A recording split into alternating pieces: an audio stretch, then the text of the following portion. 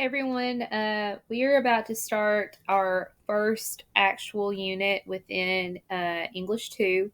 Everything we've done before now has been what should have been a review of what you should have learned at the end of last year. I know a lot of that material was new to you, but it was a review. Now we are starting our first unit, which is Magical Realism of Latin America.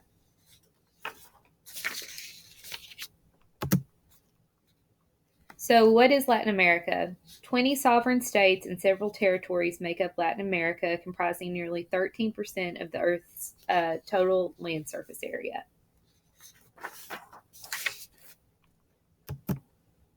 So, a lot of the literature that we will look at during this unit is from Latin America. And one of the main genres that we will look at within the literature for this unit deals with magical realism. So, as we go forward with this unit, you need to think about some certain aspects of what magical realism or what you would think magical realism would comprise of. So, what do you consider magical? Often, when we think of magical, we think of witches, wizards, Harry Potter, certain things that appear magical, maybe like something from the Avengers.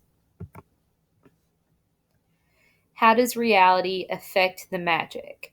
So, in those stories, the magic is the reality. So, in Harry Potter, we learn about Harry's world when he learns about magic. So, even though he is from London and he's from the world of muggles, the entire world that Harry lives in is a fantasy. So, for him, magic is the reality. And then what do you consider to be magical in literature and or movies? So again, Harry Potter would be an example, maybe the Avengers, something like Hocus Pocus.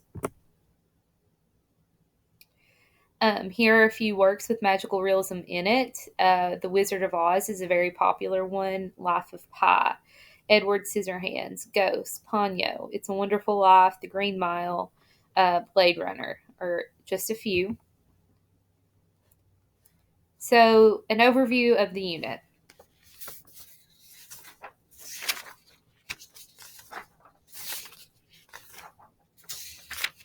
During the magical realism unit, you will consider religious, generational, and cultural conflicts, as well as the effects of modernization, political struggle, and other themes common to many literary works.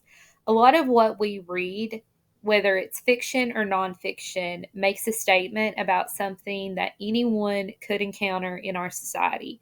It could be an everyday problem someone like us would encounter.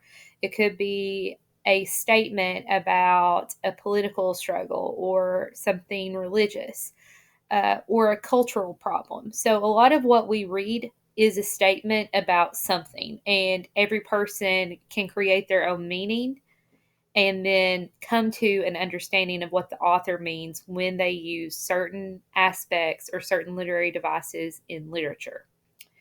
You will also recognize how not all literary works make explicit political or cultural statements and must be approached on their own terms. A lot of what we read, if there is a cultural, political, or religious statement in the text, it could be vague or not obvious. In order to enrich your understanding within this unit, you will investigate the historical background for selected works, as well as read author biographies.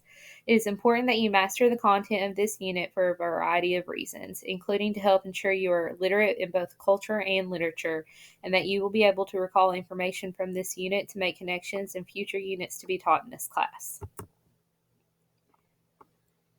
So, how does magical realism reveal new perspectives of reality? So, this is a question that you want to consider going forward. Here are the vocabulary terms, which is what you were assigned this week. And what is magical realism? Magical realism is a genre in which magical elements or illogical scenarios appear in an otherwise realistic or even normal setting. So, magical realism could appear in a movie that has an everyday setting like this. You see someone living their normal life, but one magical element comes into the story. And so the magical element is the thing that is abnormal, but it's in a normal setting. Harry Potter is a fantasy movie because Harry is a part of a world that is completely magical, and that magical world is the norm. It can be seen in literature, art, and film.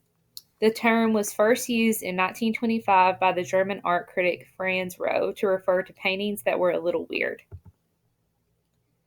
So, here are some more elements of magical realism. It is always serious. Transformation of the common and the everyday into the awesome and the unreal.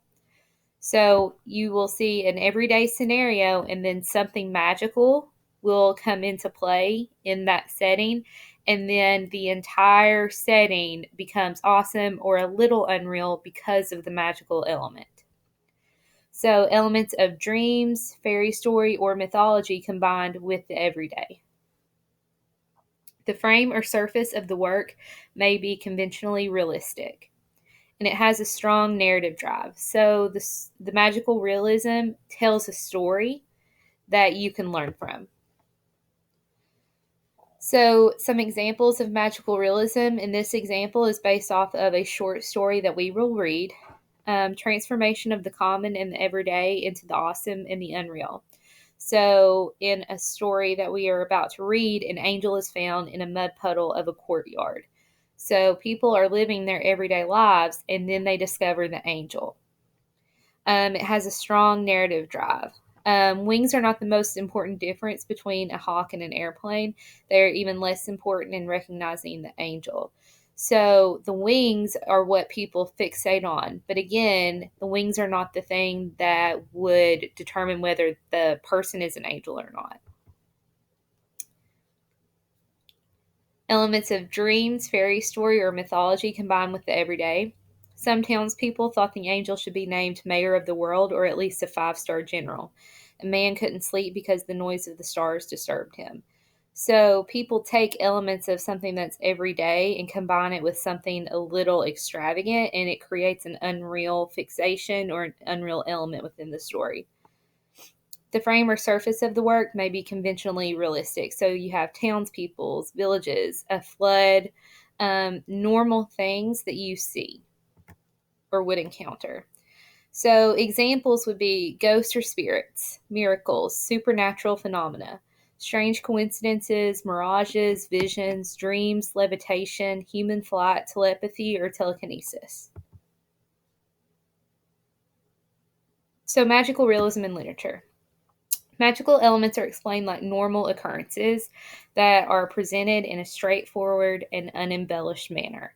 So, again, a magical element is in play in a normal setting that we would encounter in everyday life.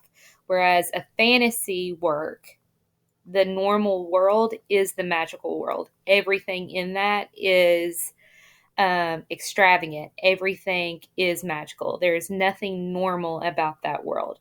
So in Harry Potter, when Harry goes to Hogwarts, nothing is normal. Everything is magical. It is a complete fantasy world. So looking back at magical realism with normal occurrences, this allows the real and the magical to be accepted in the same stream of thought. The hope is that the reader can access a deeper understanding of reality. Sometimes this can be confusing because, like in Harry Potter, we see Harry in a normal world, and then he transfers to Hogwarts and is a part of this fantasy world. Ultimately, Harry's normal world is the fantasy world. So that is fantasy. In something like the Avengers, although the Avengers come into our normal world and disturb things, we also see what their normal world is. And their normal world and what encompasses everything is the realization that that mythology is true. So in Thor, when he goes to his home, that is what is normal. So that would be fantasy. Magical realism differs from pure fantasy primarily because it is set in a normal modern world with authentic descriptions of humans and society. In magical realism, the writer confronts reality and tries to untangle it to discover what is mysterious in things in life and in human acts. So, in the first short story that we read with the angel that comes to the town and the townspeople treat him a certain way, what the writer is confronting with his reality is why people are scared of unfamiliar or unknown things. Why do people try to capitalize on things that are mysterious? Magical realism depicts the real world of people whose reality is different from ours. It's not a thought experiment, it's not speculation. Magical realism endeavors to show the world through other eyes. For example, if there is a ghost in a story of magical realism, the ghost is not a fantasy element, but a manifestation of the reality of people who believe in and have real experiences of ghosts. So, magical realism can be used for people to explain their reality. So, if someone believes in ghosts, they're still living in a normal world. Their use of magical realism helps us to see that through their eyes. Latin American authors embraced and carried on this tradition in literature in the mid 20th century. Common themes in magical realism. Terror overwhelms people, so they don't see that things can be okay in the end. Characters rarely, if ever, realize the promise of a better life.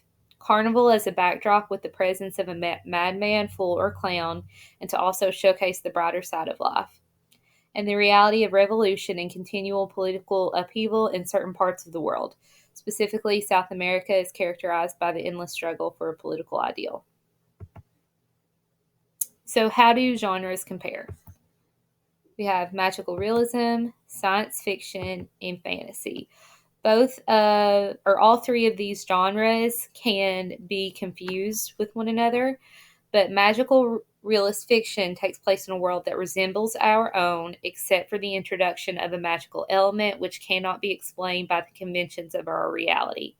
So the magical realism genre has a normal setting with a magical element that's introduced. That magical element is magic. It can't be explained away.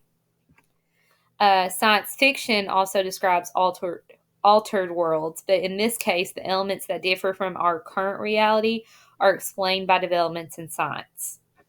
And then fantasy. The main factor that divides fantasy from magical realism and sci fi is that fantasy takes place in a world entirely different from our own.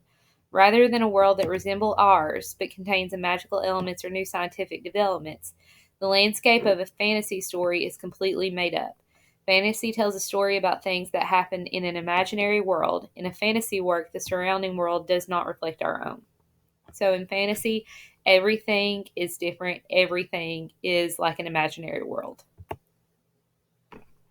So going forward, as you read the text that we have, and in general, if you're trying to figure out, ask yourself, is this work serious? If it is, and it has magical elements in it, it could be magical realism. Is it mainly realistic? Is the magic element believed by some or all of the characters? Is it possible that the magical element did not really happen and that it was a dream, a hallucination, or imagined? And is the book not obviously fantasy or science fiction?